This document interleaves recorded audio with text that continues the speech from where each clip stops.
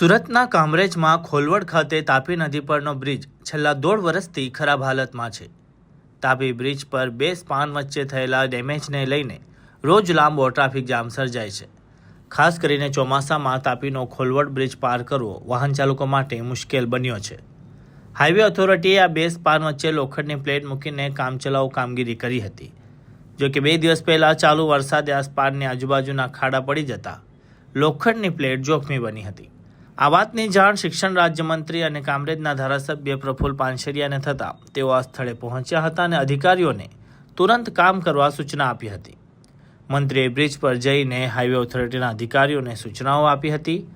અધિકારીઓએ મંત્રી પ્રફુલ્લ પાનસેરિયાની દરમિયાનગીરી બાદ હવે આ પુલના સમારકામની કામગીરી શરૂ કરી છે.